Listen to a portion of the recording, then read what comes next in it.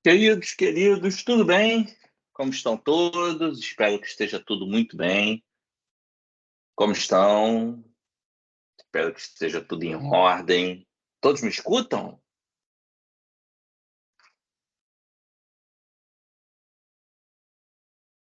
Sim, não? Pessoal? Sim, professor. Sim? Agora sim. Agora sim. Muito legal, muito legal. Pessoal, muito obrigado por vocês estarem aqui, em primeiro lugar, para a gente falar um pouquinho de provas no processo do trabalho.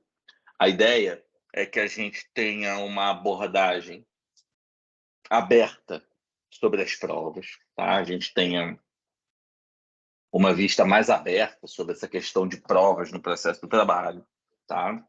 É... E eu aqui, pessoal, eu não vou abordar muitas questões relativas a provas e pandemia, tá? Coisas de testemunha por vídeo, essas coisas, porque são coisas que ainda estão absolutamente debatidas. A gente, a rigor, as coisas estão debatidas e elas efetivamente já estão acabando, porque as audiências presenciais, né, por exemplo, elas já estão voltando todo atendimento presencial. Então, essas discussões que ficaram para trás com relação à pandemia e que não sejam aqui relevantes, eu não vou, obviamente, tratar, tá bom? Vamos tratar sobre aqui outras questões que são mais relevantes. Antes disso, eu queria lembrar vocês do Renova Estácio, tá? Lembrar vocês um pouco do aceite educacional, tá? Que é efetivamente ministrado, né, esse aceite educacional, para que as matérias no semestre seguinte, eu sei que muitos de vocês já estão aí em reta final, mas que, eventualmente, se vocês tiverem alguma matéria necessária, que essa matéria seja garantida, e a gente só consegue fazer essa previsão, a gente só consegue fazer essa previsão se a gente efetivamente tiver no Renova, tá? Se a gente efetivamente conseguir, se a gente conseguir efetivamente ver o Renova, tá? Fazer o Renova, dar o aceite, isso não gera nenhum comprometimento nesse momento, só gera um comprometimento posterior. Então, eu acho que aí vale a pena, tá? Efetivamente você fazer o Renova Status, tá bom? Falando nisso, vamos lá para a nossa instrução probatória no processo do trabalho, né? Então vamos falar da parte de provas, assim, a parte em que você tem a produção de provas, a parte que você tem a produção de provas, a parte que eu considero como a mais importante, a mais relevante do processo, tá? Eu faço uma comparação, e aí me permitam, se alguém eventualmente passou por essa situação, eu peço desculpas, mas não estou fazendo aqui nenhuma graça com isso, é só uma comparação. Eu acho essa parte da instrução probatória do processo, que no processo do trabalho, via de regra, é feita na audiência, eu considero como uma cirurgia cardíaca de peito aberto, tá? Eu considero como uma cirurgia cardíaca de peito aberto, tá? É assim que eu considero a questão da instrução probatória no processo do trabalho, tá? É muito importante. Então, o que são provas? Tá? As provas, a questão probatória, ela está prevista, ela tem muito a ver com a ampla defesa e o contraditório, e ela está prevista lá no artigo 5º, inciso 56 da Constituição, e também está prevista lá no artigo 369 do Código de Processo Civil, né? Então está lá, provas são os instrumentos admitidos em direito como idôneos a demonstrar um fato, acontecimento ou excepcionalmente o direito que interessa a parte no processo, destinados à formação da convicção do órgão julgador da demanda, tá? Então o objetivo de você estar provando algo, vocês já viram isso lá no passado, acho que a gente não precisa aprofundar muito esse tema, mas o objetivo principal de você ter e tratar sobre questão probatória no processo é você formar efetivamente a convicção do juízo, tá? Este que é o objetivo da instrução probatória. É a formação, tá? O objetivo da instrução probatória é formar a convicção do juízo para todos os efeitos legais, tá? Esse que é o objetivo principal. Bom, quais são os meios de prova, tá? Quais são os meios de prova, tá? Os meios de prova, tá? Os meios pelo qual uma parte pode obter a prova, elas são ou provas obtidas por meios legais, esta é uma hipótese, tá? Ou provas obtidas por meios legais, ou as provas são provas que não atentem à moral e aos bons costumes. Então, evidências do processo, tá? Que demonstrem uma eventual alegação da parte, essas evidências do processo, elas, sem dúvida nenhuma, são consideradas como meio de prova, tá? E aqui eu dou o exemplo nesse caso, tá? E aí eu dou efetivamente o exemplo. Uma vez eu estava fazendo audiência, e era uma discussão acerca de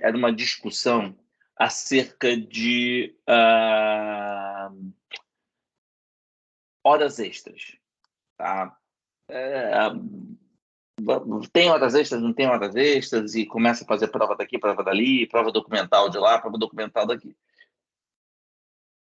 E aí, certa vez, em certo momento, o juiz, ele falou, era um supermercado, e aí o juiz, ele falou, olha, peraí, esse supermercado, ele fica lá na rua tal, não sei o que, tal. A pessoa, exatamente. Então, eu tenho certeza que teve horas extras, porque minha sogra mora no prédio que é embaixo, e eu sei que os empregados, porque a entrada da garagem do prédio era a mesma entrada da garagem dos empregados. E eu vejo todos os empregados não saindo pela porta, eu vejo todos os empregados saindo por esta entrada lateral que o empregado está informando aí. E eu não sabia que eles entravam por um lado, saíam por outro, porque eles batiam o ponto, mas voltavam para trabalhar e continuavam fazendo horas extras. E eu sei que tá, porque eu escuto barulho sempre que eu estou ali, vejo. Então, o juiz, ele, com base no negócio chamado a máxima de experiência dele, ele efetivamente consegue entender que aquela parte está efetivamente contando a verdade, que aquilo é inverossímil e etc. O objetivo da prova é o atingimento dessa verdade processual. Vocês também, já não vou repetir isso, vocês sabem muito bem, vocês já deram isso, tanto em processo de trabalho, quanto em processo civil, quanto em processo penal também, é o mesmo entendimento, que o objetivo que se tem, além do convencimento do juiz, é você atingir a verdade mais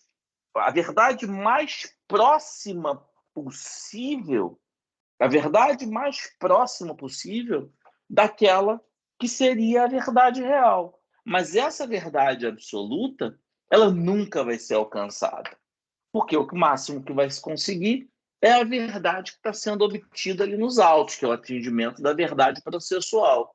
O objetivo é a máxima aproximação da verdade real, sendo absolutamente proibido ao juiz o chamado non-liquid. O que é o non-liquid? É o não julgamento, tá? Absolutamente.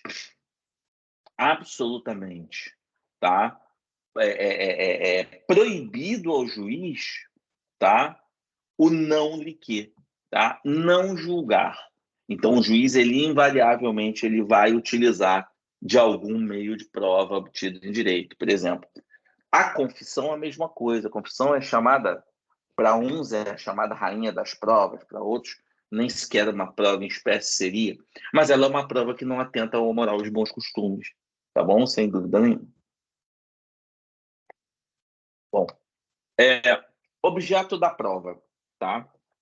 E também mais um ponto, que é um ponto importante no processo, porque, regra geral, o que se prova são fatos. Então, regra geral, o que se prova efetivamente no processo são os fatos. Fatos que sejam pertinentes ao processo e fatos especialmente fatos que sejam controvertidos. Fatos que sejam pertinentes ao processo ou fatos controvertidos. Fatos que não são pertinentes ao processo não são objeto da prova. Fatos que não sejam controvertidos também não são objeto de prova. Agora, o que é importante aqui é o seguinte: pode-me ser exigida a prova do direito, pode ser exigido a prova do direito, eventual questão jurídica, ela pode ser exigida a prova. Isso aconteceu muito na pandemia, tá? Isso aconteceu muito na pandemia agora. Na pandemia foi um show disso acontecer. Em que situação que isso acontecia? Pelo seguinte: o juiz, ele invariavelmente, ele é obrigado a ter conhecimento de toda a legislação federal que esteja sob seu sigilo ali, sob seu júbilo. O juiz do trabalho que eu estou falando. Com relação a eventuais atos normativos estaduais ou municipais, a lei ela faz uma delegação e ela delega à parte a possibilidade de fazê-lo. Além disso, tem um segundo ponto que é interessante. Em direito do trabalho, o artigo 22 da Constituição, ele diz que a competência legislativa para julgar questões de trabalho essa competência legislativa, ela não é dos estados e municípios, ela é da União Federal. Quem legisla sobre direito do trabalho é a União Federal. Estados e municípios não têm competência para legislar sobre a matéria. E o que aconteceu na pandemia, hein? Um monte de estados e municípios efetivamente legislando efetivamente sobre direito do trabalho, porque tinha que legislar, falar sobre trabalho, falar sobre máscara no trabalho, uso, fechamento de horário de fechamento das coisas e tal. E que isso, ainda que indiretamente, ela impactava dentro do contrato de trabalho. Quando essas questões bateram no tribunal, o que os tribunais passaram a exigir? Olha, me faz a prova da lei. Você precisa me fazer a prova da lei para eu saber realmente qual era a jornada que você eventualmente ia trabalhar. Então, esta exceção ela se tornou bastante próxima na época da pandemia, da parte excepcionalmente ter que provar o direito e efetivamente agora, com as questões relativas à pandemia, isso ter sido uma realidade. Ok? Bom, dito isso, ainda dentro da teoria geral, coisa que vocês já trataram disso, mas a gente está dando aqui um refresco da matéria, você tem ainda a questão da ampla defesa do contraditório, não é verdade? A essência da prova, a essência de provar algo, reflete a mais pura acepção da ampla defesa e do contraditório. Tá? Ampla defesa e contraditório, portanto, são a mais pura acepção, tá? da necessidade de fazer prova de alguma coisa. Bom, então, todas as vezes que se lembrarem da prova, é porque vocês estão sempre trabalhando com esse princípio, que é um princípio, um dos fundamentos máximos do Estado Democrático de Direito, dos princípios processuais importantíssimos. Como a gente falou ainda há pouco, o objetivo que se tem nas provas é a chamada busca da verdade real. É fazer com que as provas as provas que sejam produzidas, elas estejam sempre em busca daquela verdade máxima, aquela verdade absoluta, que nunca vai ser alcançada. Então, as provas, elas objetivam uma verdade processual, uma verdade que efetivamente esteja dentro dos autos, tá? Oralidade, tá? As provas no processo do trabalho, elas terão uma prevalência da sua oralidade, tá? Então haverá uma prevalência da oralidade nas provas do processo do trabalho, sendo que dois princípios relativos à oralidade estão efetivamente tratados aqui dentro. Primeiro, a imediatidade e depois a concentração dos atos num único momento. O que é a imediatidade? Tá? A imediatidade do juiz na colheita é uma maior aproximação do juiz na hora de fazer a colheita das provas. Então, o juiz, por exemplo, ele pode, analisar documentos e ver que tais documentos são desnecessários, não precisa analisar tudo. Ele pode verificar dentre as testemunhas, quais as testemunhas que efetivamente são necessárias, e falar, depois do depoimento de uma testemunha, por exemplo, apesar da parte ter trazido outras duas, ele pode falar, eu já estou satisfeito, dispenso as outras duas testemunhas, eu não preciso usar as 3 testemunhas que foram efetivamente usadas. Então, a imediatidade, se você parar para pensar, ela representa uma maior forma, uma forma que o juiz possui de se desenrolar e ele tratar melhor do processo de acordo com a respectiva necessidade. Além disso, a oralidade ela também reflete uma maior concentração dos atos processuais num único momento. Então, quando você tem a prova oral, e essa prova oral ela é feita em audiência, significa que o juiz está tentando concentrar todos os atos processuais de um momento só, para que ele decida isso o mais rápido possível. Então, essa concentração dos atos num único momento, ela é uma evidência claríssima do princípio da celeridade do processo.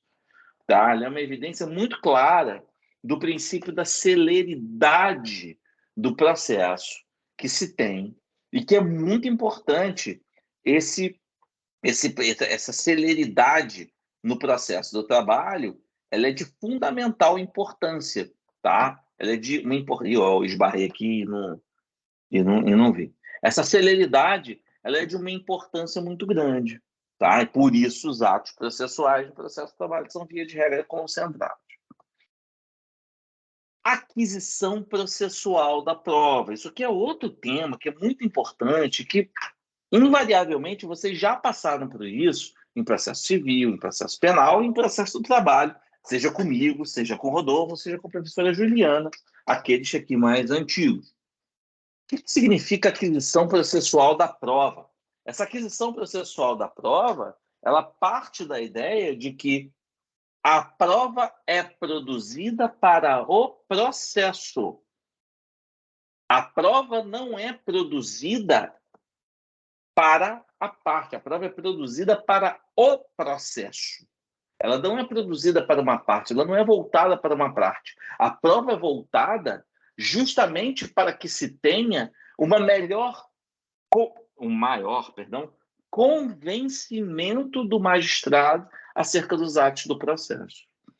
Então, este é o objetivo dessa aquisição processual da prova lá do 371 do CPC. E aqui a gente começa a trabalhar com uma questão interessantíssima, que é do ônus. Tá? Aqui a gente começa a trabalhar com uma questão muito interessante acerca do ônus da prova. Bom, o ônus da prova ele começa com aquela lógica de que quem alega a prova.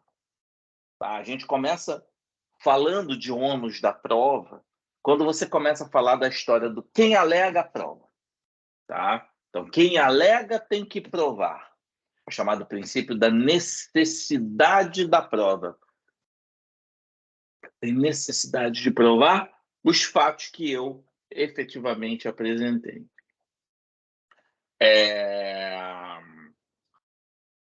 No entanto,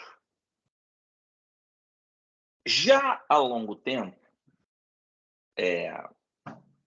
por inúmeros motivos, vem aparecendo uma questão muito importante acerca das situações excepcionais em que uma parte, em que pese ter alegado uma certa questão fática, ela não tem como fazer a prova. Seja porque ela não tem como fazer a prova, seja porque a parte é muito mais fraca do que outra, seja porque o empregador ele concentra todas as provas efetivamente tratadas em audiência.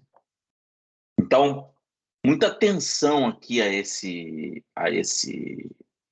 aspecto, porque a própria legislação ela prevê uma possibilidade de você trabalhar não com um aspecto estático da prova, ou seja, quem alega tem que provar, e sim sob o ponto de vista dinâmico da prova, ou seja, a prova ela efetivamente pode ser provada por outros que não aqueles que a alegaram.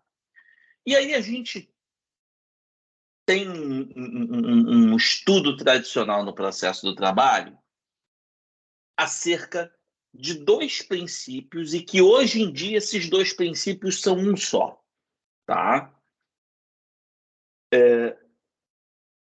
Há um certo tempo atrás, o que o processo do trabalho entendia acerca dessa possibilidade de haver a prova por outros que não sejam aqueles que a alegaram?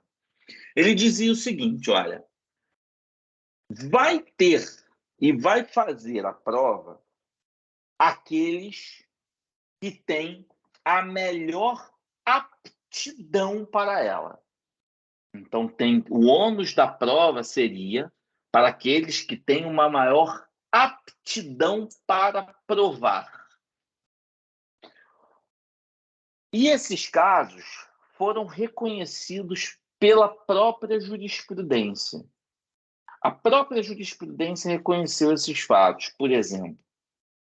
Ela reconheceu esses fatos, por exemplo, quando eu estou tratando, por exemplo, de horas extras em empresas com mais de 20 empregados. Por quê? Porque a própria CLT, lá no artigo 59, ela exige que as empresas com mais de 20 empregados, elas têm que ter um controle de ponto próprio. Então, tem que ter um controle de ponto eletrônico. Esse controle de ponto ele tem que ter todas as previsões legais, piriri, pararó, não sei o que.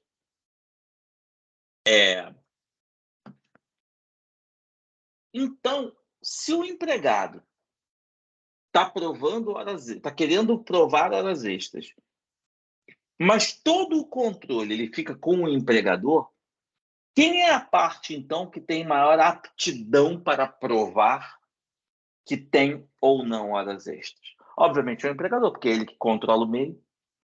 É esse empregador que controla os meios de prova. Então é ele que tem a aptidão para provar.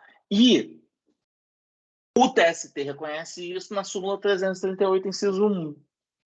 Quando ele efetivamente ele diz que empresas com mais de 20 empregados, elas efetivamente devem, obrigatoriamente, serem responsáveis pelo respectivo ônus da prova. Neste caso, prestem atenção, não tem inversão. O ônus da prova ele é originário da empresa, da reclamada. Ele é originário dela. Não teve uma inversão. O juiz não pegou e inverteu. A própria jurisprudência já considera que o ônus da prova é dela, e ponto. Acabou.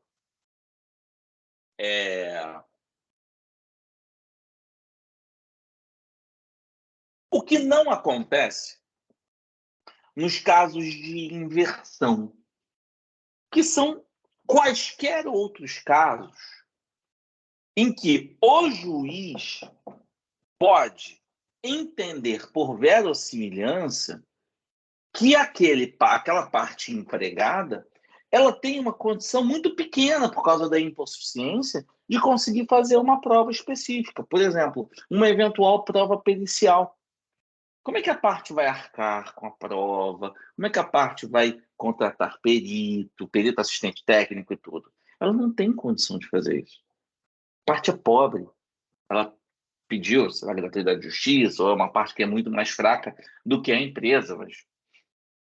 Então, nesses casos, apesar do ônus ser do empregado, o que o juiz pode fazer com base no Código de Defesa do Consumidor? Inverter o ônus da prova. E ele inverte o ônus da prova e passa para o empregador. A diferença da aptidão para a prova de uma inversão é que na aptidão para a prova, o ônus sempre foi do empregador, por causa das particularidades daquela relação de emprego. Na inversão do ônus da prova é diferente. O ônus ele era do empregado e ele vai para o empregador. Existe uma transmissão derivada do respectivo ônus. Ok, a diferença de um para o outro? Bom, isso se tinha como doutrina até o Código de Processo Civil de 2015 e, mais precisamente, após a reforma trabalhista, que mudou o artigo 818 da CLT. E aí o artigo 818 da CLT ele passou a ser uma cópia fidedigna do artigo lá 373 do Código de Processo Civil. E ele passou a entender que tudo é inversão. Não importa se o ônus ele originalmente é da parte contrária que não alegou o fato, ou se o ônus era da parte que alegou o fato, e por hipossuficiência o ônus foi transferido pelo juiz para a parte correspondente, e ao ser invertido para a parte correspondente, automaticamente inverteu os ônus da prova. Hoje, tanto o 373 do Código de Processo Civil quanto o 818 do Código da CLT, eles consideram tudo como inversão. Então ficou mais fácil. Tá? Ficou bem mais fácil. Eu não concordo. E aí é uma questão muito dogmática. Tá? Eu não concordo justamente por causa dessa discussão que a gente acabou de ter aqui. Não é a mesma coisa. Tá? Uma coisa é a relação material de emprego exigir que o empregador faça a prova. Outra coisa é a inversão, onde por questões processuais o juiz inverte e ele pega o ônus da prova e joga para o outro lado. Olha como é que é diferente. Olha como é que uma coisa é outra coisa, outra coisa é outra coisa. Tá bom? São coisas absolutamente distintas, tá? Mas, atenção, os códigos, né, a CLT, que não é código de consolidação, mas tanto a CLT quanto o CPC, eles hoje consideram rigorosamente a mesma coisa com relação à inversão, tá bom? Fechamos aqui a nossa parte geral, vamos para provas em espécie, tá? Então, vamos falar de cada um dos tipos de prova que existem. Então, o primeiro dos tipos de prova, vamos falar aqui do depoimento pessoal e a diferença dele para o interrogatório, tá? Bom, o depoimento pessoal, em primeiro lugar, ele é um ato entre as partes, tá? Então, é uma parte fazendo questionamentos para outra parte. Então, esse ato no depoimento pessoal, ele é um ato entre partes, tá? Então, o depoimento pessoal é um ato entre partes. Uma parte pergunta para outra parte. O empregado pergunta para o empregador O empregado pergunta para o empregador, qual é, obviamente por meio de seus advogados e por intermédio do juiz, como que é feito isso, como é feito aquilo. Então, é assim que é perguntado. Agora, quais são os objetivos de um depoimento pessoal? Tá? Quais são, efetivamente, os objetivos de um depoimento pessoal? Tá? Um depoimento pessoal, em primeiro lugar, tá? Ele tem por objetivo esclarecer os fatos. Tá? Então, o primeiro objetivo do depoimento pessoal é permitir que haja um esclarecimento dos fatos. Em segundo lugar, tá? Em segundo lugar, o objetivo, como o ato ele é de uma parte para a outra, o objetivo do depoimento pessoal passa automaticamente a ser a obtenção de confissão da parte contrária. Tá? A obtenção de confissão da parte contrária. Então, eu peço o depoimento pessoal da parte contrária para tentar dar um passapé na outra parte contrária. Obviamente, um passapé no bom sentido, tá? Para tentar fazer com que a parte, ela, de alguma forma, ela confesse algo que ela ainda não confessou, tá?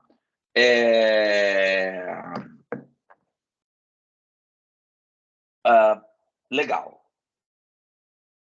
Agora, preste atenção, porque há uma diferença entre depoimento pessoal, tá? Depoimento pessoal e interrogatório, tá? Interrogatório, tá bom?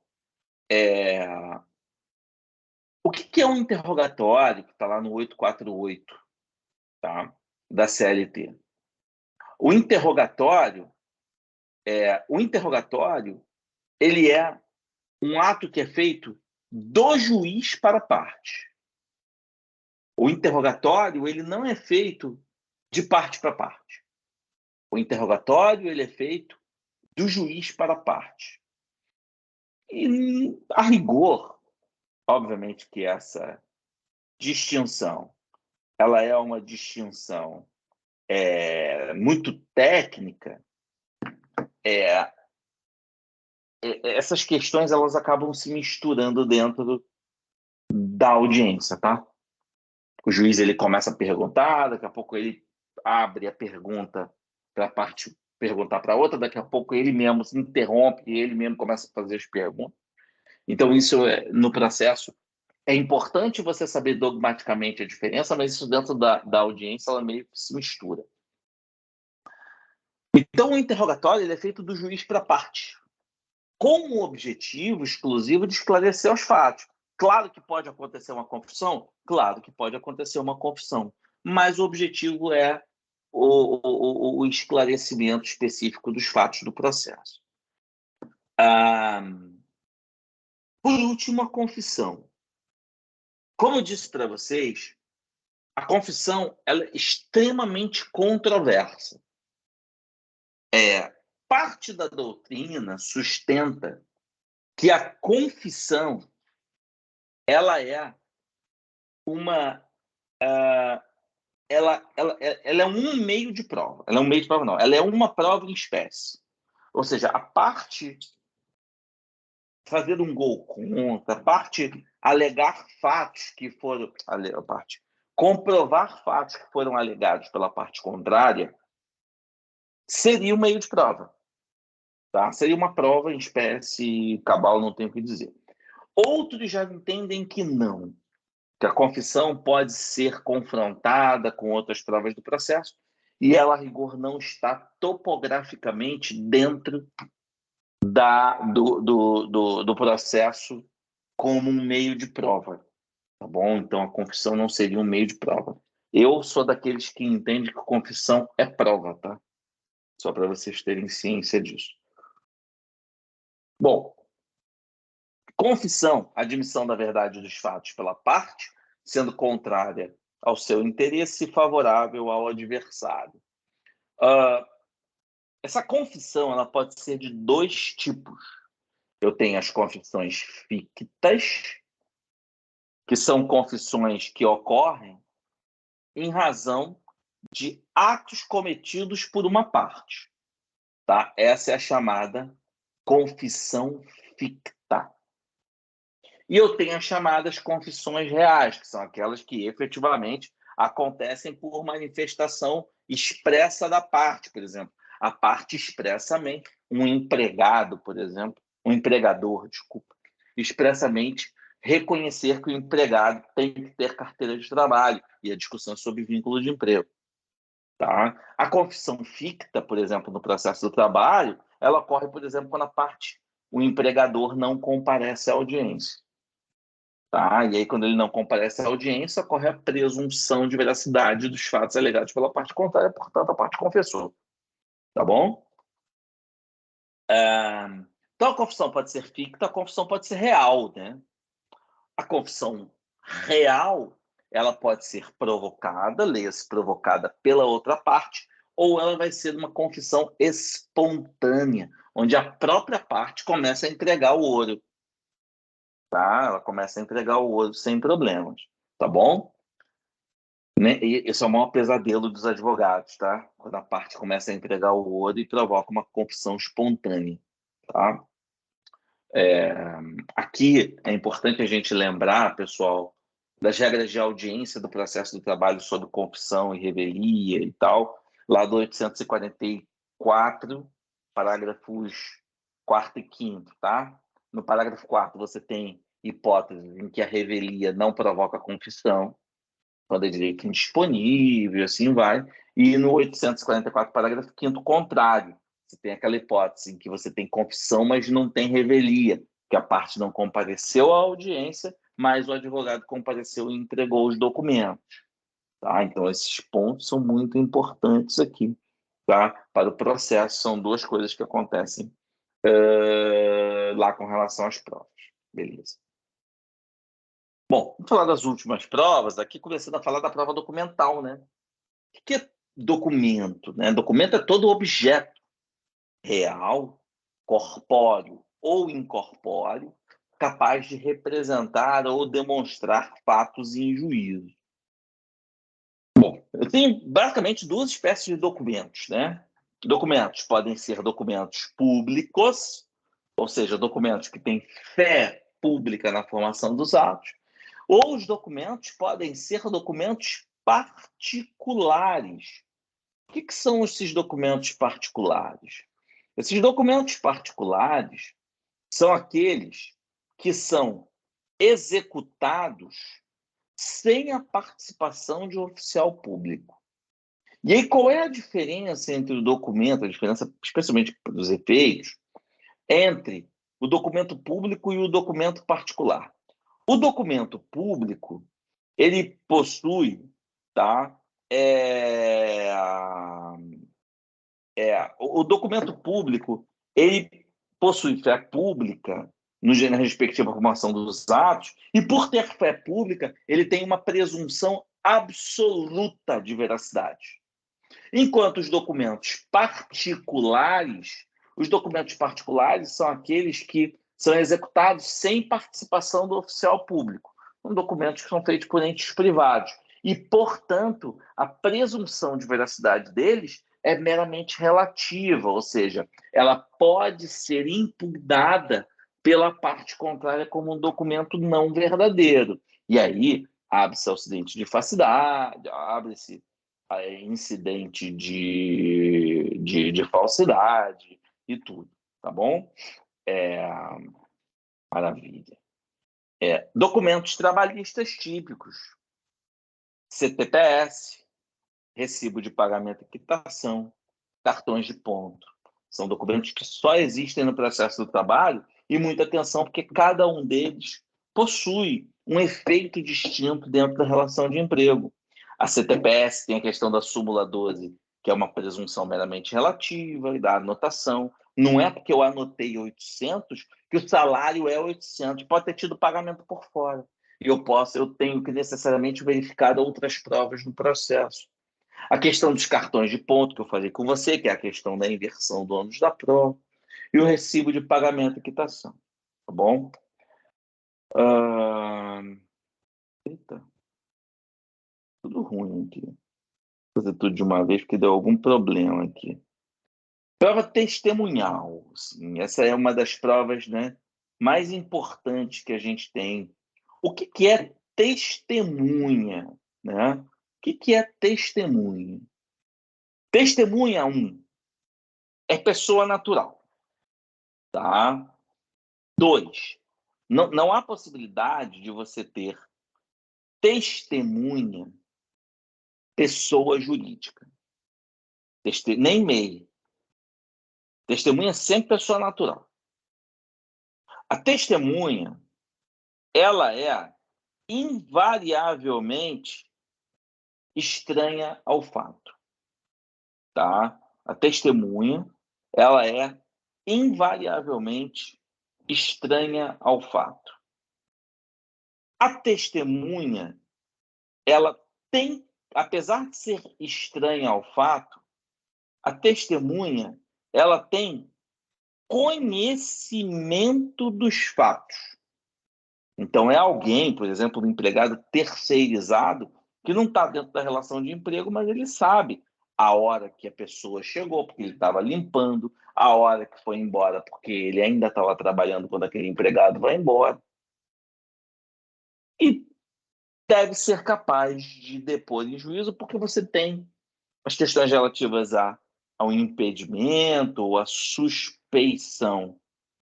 Questões relativas à suspeição ou questões relativas ao impedimento de suspeição ou impedimento das respectivas testemunhas. Bom, aqui a gente tem uma questão importante sobre comparecimento à audiência das testemunhas. Como regra geral, tá? Como regra geral, o comparecimento à audiência, ele se dá independente de intimação, tá? Então, ele se dá independente de intimação, tá? E se por acaso a parte não comparecer, aí vai ter uma diferença entre o procedimento ordinário e o sumaríssimo. Tá? Aí vai ter uma diferença entre o procedimento ordinário e o sumaríssimo. Porque no procedimento ordinário, quando a testemunha não comparece, está muito tranquilo. A testemunha não compareceu, ótimo, não tem problema. Não compareceu, automaticamente o juiz adia a audiência e marca a audiência para um outro momento. E aí o juiz, ele intima a parte, né? Requerimento ou mesmo de ofício, e o juiz intima a parte, primeiro por meio de oficial de justiça e depois por meio da chamada condução coercitiva.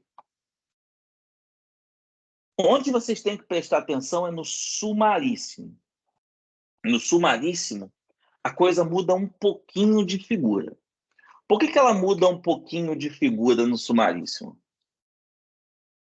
Por que a coisa muda um pouquinho de figura no sumaríssimo? No sumaríssimo, o que acontece? A testemunha, ela também vem independente de intimação. Mas, no caso de não comparecimento, o juiz só vai determinar a nova intimação caso a parte que requereu a testemunha tenha comprovado o convite.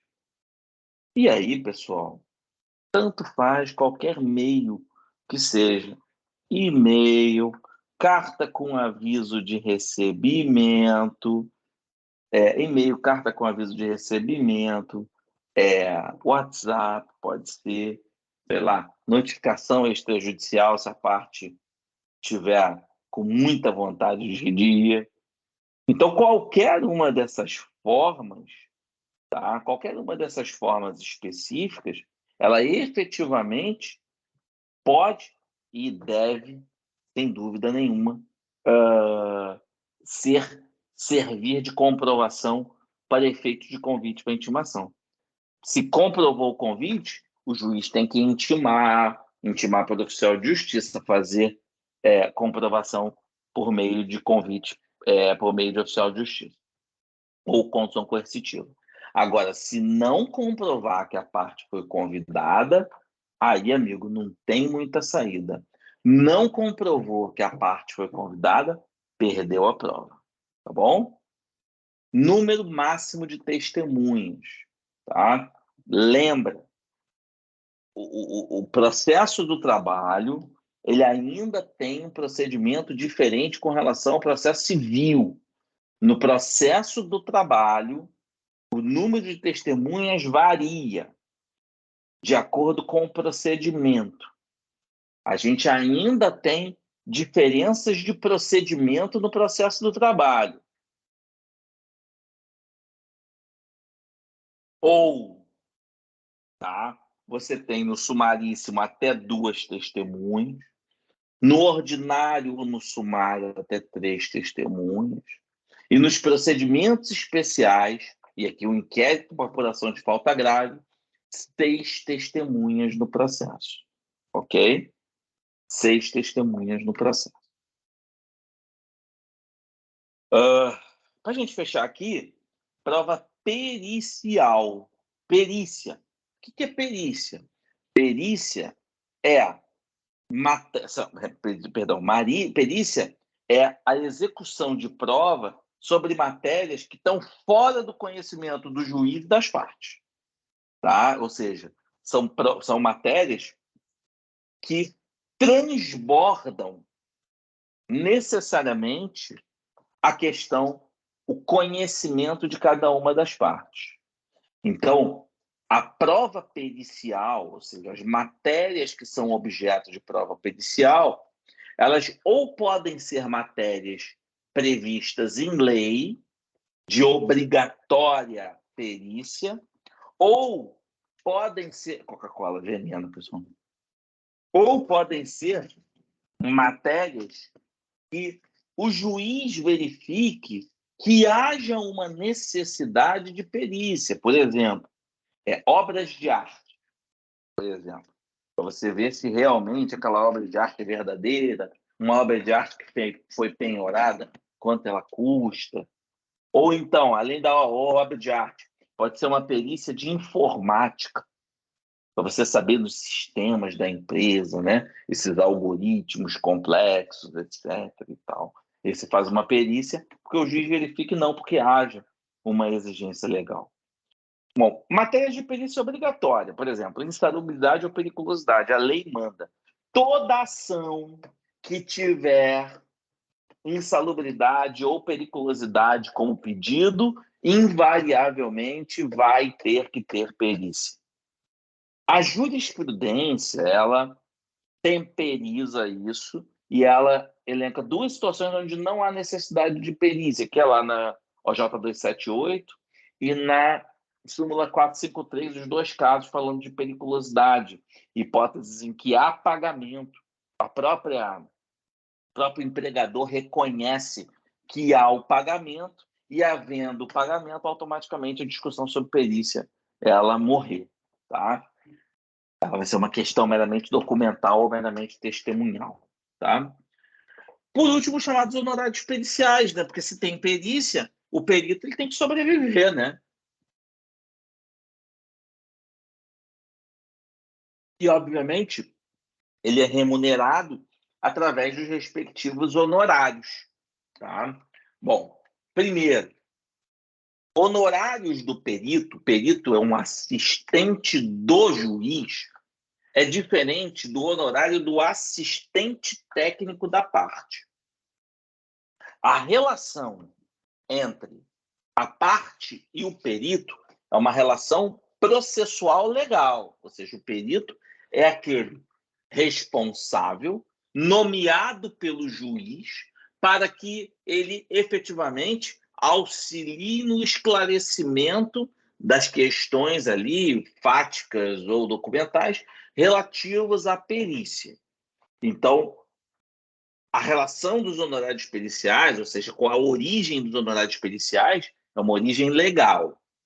Já os honorários de assistente técnico, o assistente técnico ele é contratado pela parte, porque se ele não tem conhecimento, esse assistente técnico, se ele não tem conhecimento da ação, tá? Se o assistente técnico ele efetivamente não tem conhecimento da ação, o assistente, desculpa, a parte não tem conhecimento da ação, quem o tem é o assistente técnico, tá? E aí, enquanto os honorários periciais são devidos por aqueles que são sucumbentes no objeto da perícia, ou seja, aqueles que perderam ali naquela matéria em que a perícia estava sendo discutida, os honorários do assistente técnico eles são de responsabilidade da própria parte, tá? Porque a relação aí é contratual e não uma relação legal, como dos honorários periciais.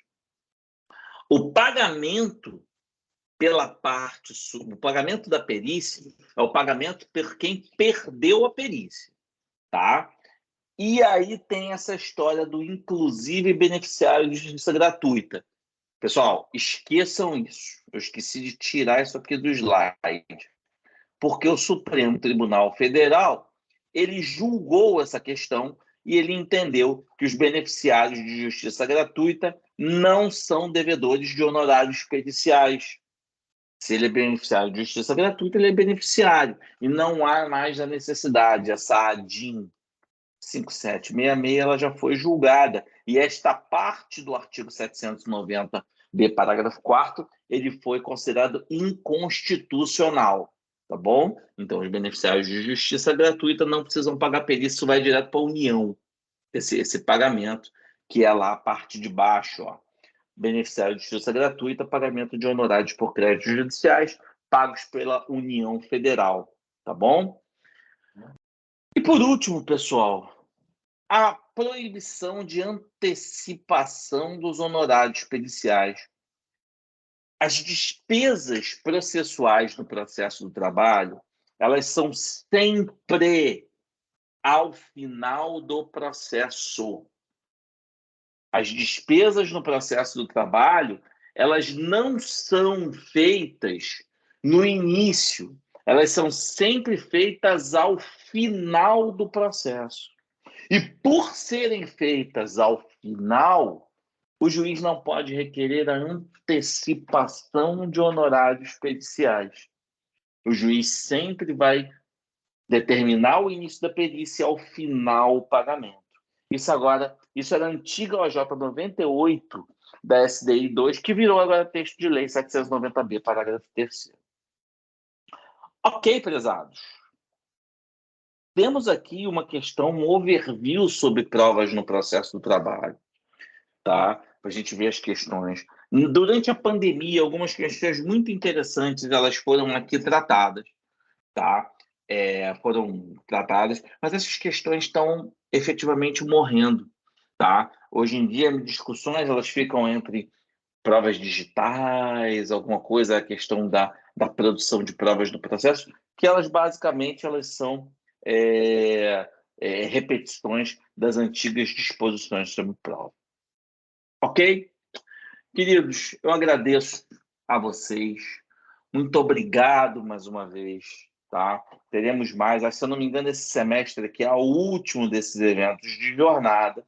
Tá? E nós teremos aí no próximo semestre mais eventos. Quer dizer, não teremos mais eventos de trabalho esse semestre, mas certamente teremos outros eventos aí das disciplinas com a professora Alexandra, com o professor Lúcio, com o Marcílio, e assim vai. Um abraço, queridos. Fiquem com Deus, tá? Um abraço.